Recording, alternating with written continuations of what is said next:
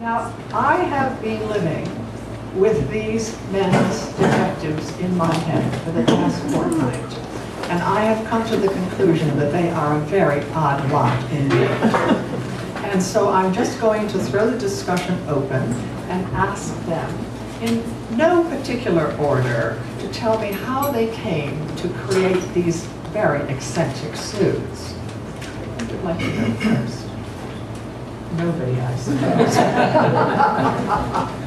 Well, how about the creator of Oldie Lemming, who is, you know, rather like an escapee from the Keystone Cops or from an Inspector Clouseau film?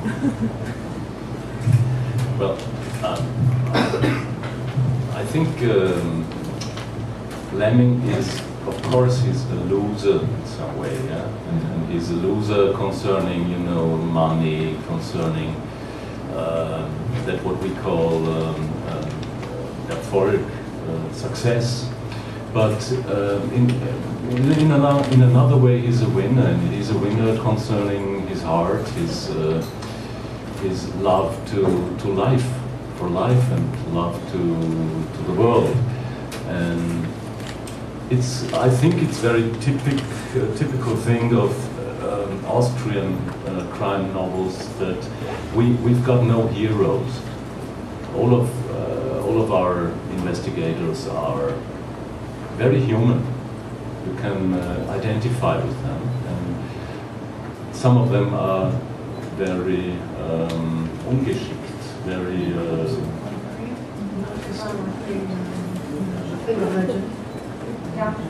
clumsy.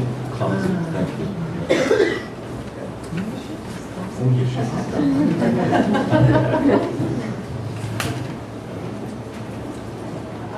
Well, there's a perfect example of that in the first chapter of his fourth case, when he and his very pregnant wife set out for a walk in the morning, and she suddenly has contractions, and it's on May Day, and so everybody is celebrating the holiday, and there's not a cab in sight, and so he gets his cell phone out, and he starts to ring for a cab. And of course, that's when the helicopter goes over and they can't hear him. And so it goes away and he tries again, and he's so frustrated and he throws the bloody thing up in the air. And when it comes down and shatters, you know, he's lost his opportunity to call a cab. Now, is that ungeschickt?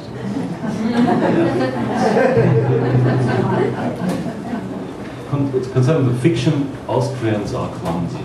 But in reality, they are heroes. I mean, I sound like Arnold Schwarzenegger.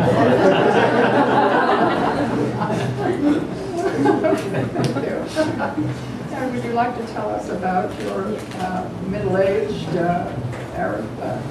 Yes, I wanted to have a character that was a throwback in a way, because when I went to Dubai to research this book, and I talked to a lot of Emiratis who had been there for ages, and their children are coming of age in a culture that's been overwhelmed by Western culture, yet the traditional culture there is still very strict and tries to keep all of the old rules.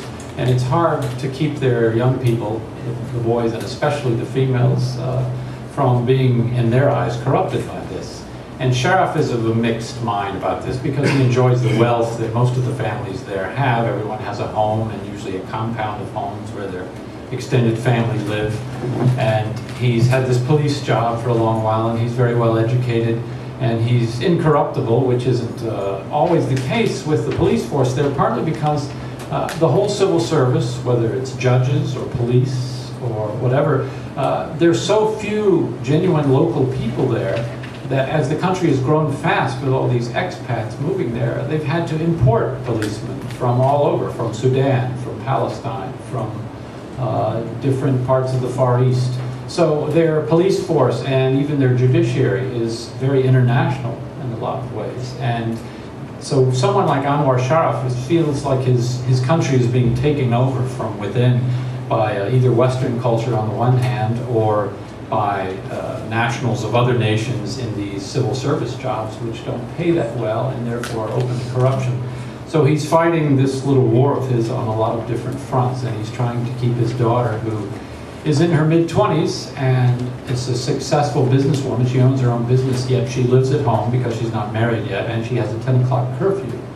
And I met a young woman like that. So mostly what I wanted to get at in creating Anwar was this collision of a lot of cultures in a place that people know mostly for its glitz, or for the flip side, the construction workers who were almost imprisoned there. And I wanted to portray this man kind of caught between all these forces, who had grown up there and remembers it when it was just a little settlement along a creek, basically, just inside the Gulf. He's unconventional in his personal life too, isn't he? He's only taken Yes, one wife. he only has one wife, which infuriated his father, and he sort of did it as an act of rebellion against his father. And he only has one wife, and although he confesses eventually to himself as much as anyone, that he eventually concludes, having seen lots of discord, especially with one of his sons, who has two wives, and you can hear their arguments between the three of them from the street. He concludes that he would not have been able to handle the sort of messiness of multiple wives, that he's quite content to have a very tight ship where there's only two commanders, one male, one female, with their own different aspects that they're the ruler of. And he likes a quiet life, doesn't he? Yes, he does. You know they don't praise anything for a quiet life. Now, how about you, Wagner? Tell us about your character. How did you come to characters, actually? Because you have created a police team with more than one eccentric, I should say. Yeah, basically it's about Silence, which is the second novel of this series. It was important for me to have many main characters, because I didn't want to continue this basic main character, which is Kim Mo-yoenta, a young policeman. I didn't want to continue him as this typical serial cop. I wanted him to be a part of a story of many perspectives. So Silence is a story, in fact, not only the police team, also the parents of a child who is killed, and the killers, in fact. In fact, the main character of this novel is a person who is involved in this crime. But the main character of the whole series is Kim Mo-yoenta, a young policeman. And the idea basically was finding a language for a young man who is confronted with the death of the beloved person, which is Sana, his wife. She's dying from cancer. She's 25. And that was which is the first chapter of Ice Moon, the first novel.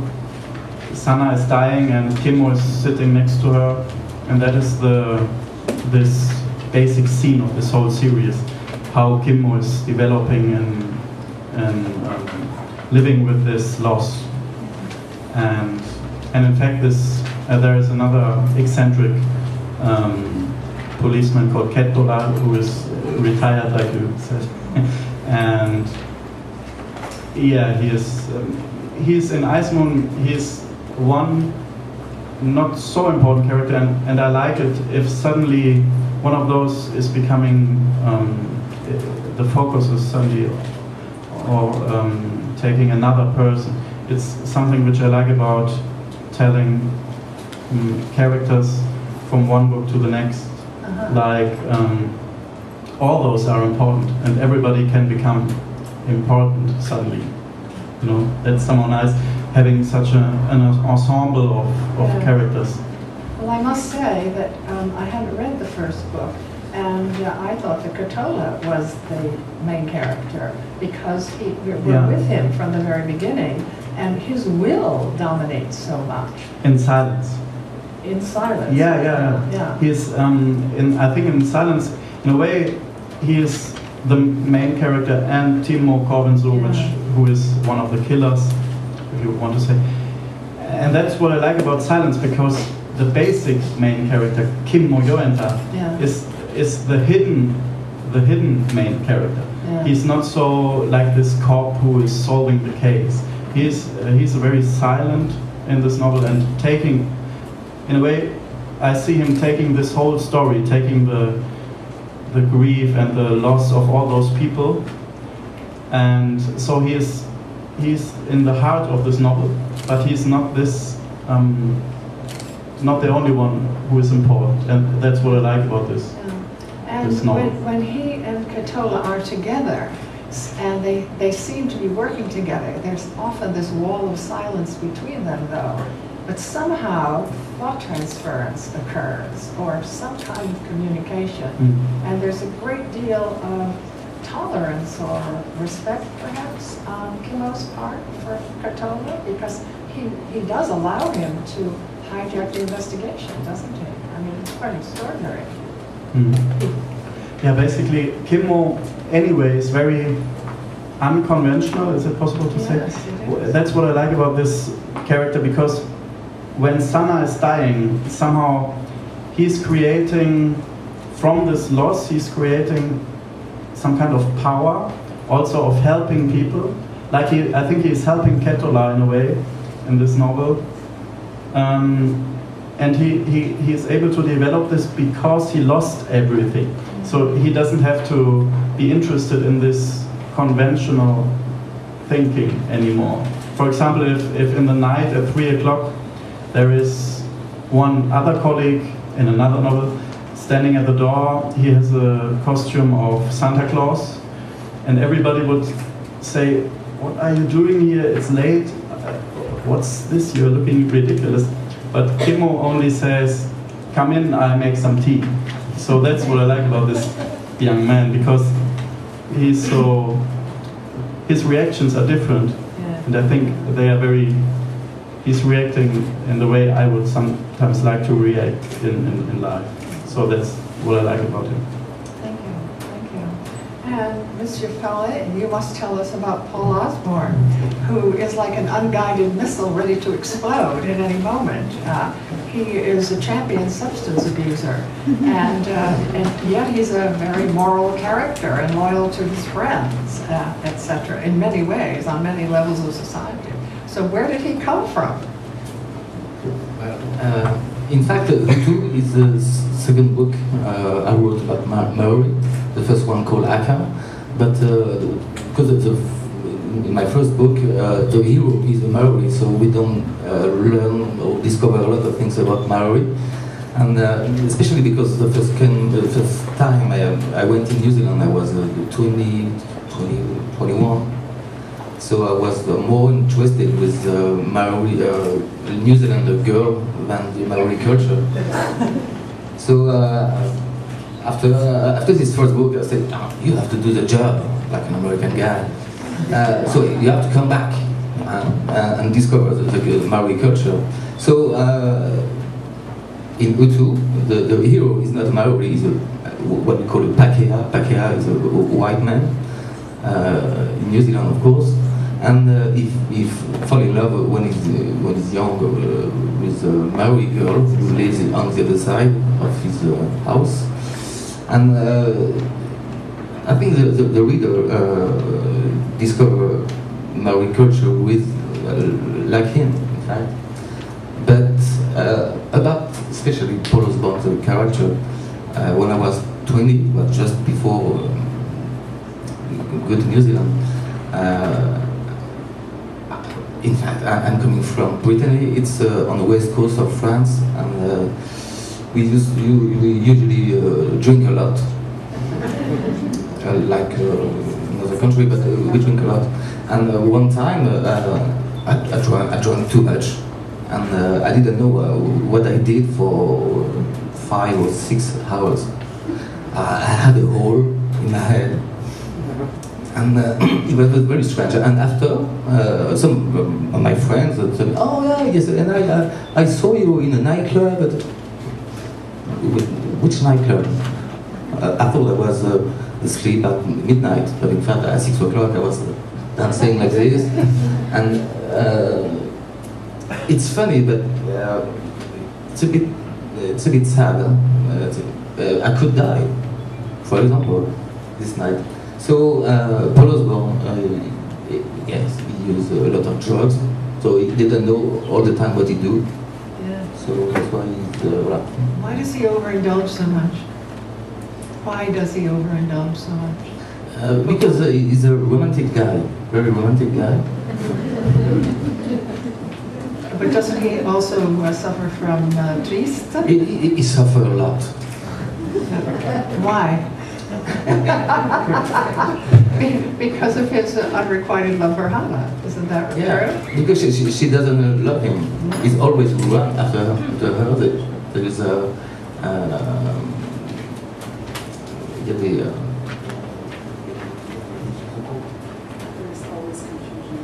there's always confusion between them. And ambivalence too. Yes. Yeah. Yes. Running hot and cold. Yes. Yeah. A lot. Yeah. Very hot. And sometimes very cold. He tried to find her in other women. Yeah. And it doesn't work, does it? Doesn't work, but he loved a lot of women. Now, despite his great romantic soul, though, he can be really tough, can't he? And violent. Yes, but you like him, no? It's not a question of liking. It's partly the conventions of the genre. He really fits part of the profile of the tough guy PI, really. He likes to operate alone, and although he is within the hierarchy of the police department, he goes his own way, doesn't he? The way Lemming goes his own way, yeah. And Catola goes his own way, and Sharaf goes his own way. All of these men are independent, and they exhibit various degrees of a conventional tough guy, but in every case it's ameliorated by cultural influences, personal inclination, influence of friends, whatever, the demands of the moment. But Paul Osborne seems to be the most mercurial of the group, I'd say. How would you respond?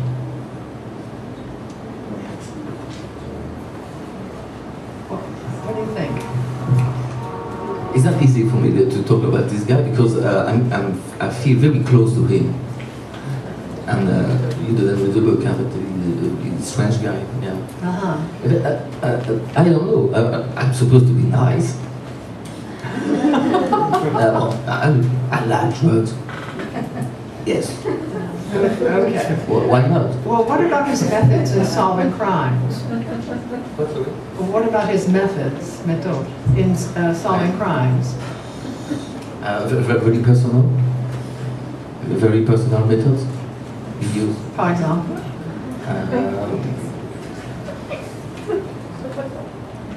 Oh, you really don't want to tell him. He doesn't want to give away trade secrets. All right, well, why don't we share that question among the other panelists? What about Sharaf's methods? He wasn't, his training as a detective was pretty much on the job. It's not like there was a big, they have a police academy in Dubai, but it's mostly for teaching them how to patrol and how to keep order and things like that. So he's mostly learned by he's a fairly cunning fellow. His biggest method is that he enjoys being underestimated. You look at him, and the police uniforms, even if the officer's there, when a lot of outsiders arrive, they think they look fairly ridiculous. They've got a little beret, and they have a green uniform, and looks like an army belt, and they have high boots that look like high desert combat boots. And Sharaf is a bit overweight, and he's kind of jowly, and he looks like, I guess I describe him as looking like a long-suffering family man. And so you look at him and you immediately have an expectation that if you've violated some law, that he will have his hand out and be asking for a bribe, and that he'll be pretty stupid, and then you'll be able to write home about him in your text or your postcards and say, dumbest cop ever, laugh out loud. And so he enjoys that. He enjoys being underestimated, and he speaks. He was tutored by, he had a tutor who was Russian, who, unbeknownst to him, was feeding him pork, which was forbidden, so he developed a bit of a taste for that when he was a boy. He was told it was imported goat, but which his father got to the bottom of that in a hurry. So he was tutored with a very classical education But as a detective, he's pretty much trained on his own. So I guess his greatest weapon is that all of these outsiders who come in from these other countries think that he's not going to be very bright, and he's quite bright. Just mediocre chap. Yeah. But he's a great one for breaking rules, isn't he? And going around corners. And that's Such as they are. I mean, there are rules, but and he's good at finding ways to disobey orders. But it's when you have the structure of the police department, where you do have so many people coming and going from different cultures and different countries, it's a little easier to get away with it. And he has his own private network too, doesn't he? Yes. With Ali and Mansour and the other Yes. contacts in his WotC kind of network. Yes. And he has this unseen army that he brings in when he can't trust his colleagues, and they perform some of the tasks that colleagues would perform clandestinely. And he manages to outwit the system and his colleagues and achieve his goals by breaking the rules and seeing around corners, etc. Yes, his greatest asset there is his friend Ali, who he grew up with, who is now a bureaucrat in the property office. And the property office became very powerful because they decided how all the tracts would be divided up, and originally among the local population, but later among all the developers that came in and started building like crazy in Dubai. So Ali has a lot of connections and is able to help in a lot of different areas. And in return, Sheriff can make sure that Ali's international friends' parking tickets are fixed, or other trouble that they get into is taken care of, and so he gets favors back in return. And there are more sinister exchanges of favors too. Mansour helps, with a dead body at one point, doesn't he? Yes, he needs a convenient body so that he can make it look as if someone he's trying to shield has come to a bad end. So when they come up with a body that hasn't been identified, Mansour, who is in the Marine Police and comes up with this body in Dubai Creek, is able to cooperate with him because he owes him one. Yes, one hand washes another, etc. Now, can we say that Lemming is organized enough to have anything resembling a method? I would like to say he drinks a lot, but he does. But no, I think he is a defensive man, but he's got courage, and I think the main point with him is that law isn't important for him, but what isn't important for him is justice. And it's a big difference in those books, because especially this book is about people who don't violate any law, but they violate humanity. And sometimes one has to violate laws to react to take care of oneself, and that's what he does. So we call it civil courage. I don't know whether the word exists in English, but I don't know either. The closest, I guess, would be civil disobedience.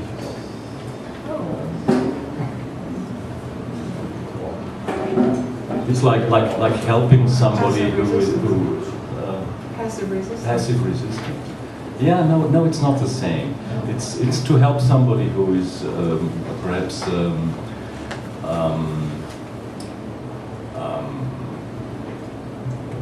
violated in the subway, or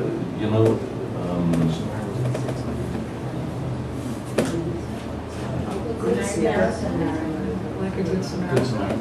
yeah. What are you talking about, with illegal action to help them? Or taking Most of the people look away. Oh, yeah. And we call it civil courage if you don't look away. Yeah, good Samaritan. Yeah, okay.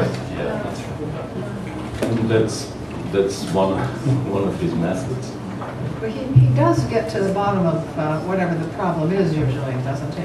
Yeah. I mean, like Inspector Clouseau even does that, Yeah, it's not only slapstick, I would say. So I think the themes are quite serious, and for me, they are that serious that I couldn't even stand to write about it. The way to write about it wouldn't be a bit humorous. It's my way to get along with those things. And would you say that he intuits his way forward when he is trying to solve one of these problems? That he's intuitive? Yeah, he's intuitive and things happen to him. They come to him and he reacts, well, partly the right way. Yeah. Not always, but... Yeah, right. And he's curious. He's curious, very curious. Yeah, right. So, curious man. And, that leads him forward. yeah, and that leads to the point that in the end he's on one hand the loser and on the other hand he's a winner, because he helps more often those people who are not able to pay for that. Yes, right. Yeah. Thank you. And what about the police team? They don't always use strict police methods, do they? Certainly, Casuala doesn't. No, Catulla, in fact, he isn't anymore policeman. Yeah. The basic thing about Catulla in this novel is that he is obsessed by solving this crime. I like this about his position in the novel because it's his existence is somehow connected to this. Yeah. He's having a special image of this crime, so he's of course not at all bounded to or focused on rules or something like this. And he's breaking them. Kimmo is helping him in a way, so they're a good team in this. But Kimmo, this young main character, he is in a way he's not this kind of strong big guy. He's just the opposite. So when he is breaking rules, he's doing it in a very, maybe nobody is realizing because he's so silent and nice and harmless, looking and sad. In fact, he's not sad, only the people think he would be sad. And but like I said before, he is also, because his existence is somehow changed, he's not at all interested in those rules, and of course he is solving the cases very much by, what's the word, by introspection, or intuition, by intuition, and in a way by a feeling, with just feeling things, empathy, very much about this, empathy, by feeling things that other people wouldn't even think of or wouldn't even try to get through to this. And for him it's very normal, usual that because he is just the person he is, and so it's very much about this empathy that is making him solve the cases. And often the cases are not solved in this way that the people, like in the classical crime novel, it's not basically this way that it's solved, that everybody is happy in the end. But he is solving it in this way that he can help people understand the things. Or even give comfort. He's very good with Covalenzo's wife at the end. Yeah. Of course he can't help her in the end because it's destructive. But he tries. He's trying, and that's what is important to me. That I don't want to write novels that end up with a happiness that is unreal, But I like that Kimmo is always trying, and also in the moment when he could think of his case and of maybe of the great moment of revealing something, he's thinking of the people who are suffering from it. That's what I like.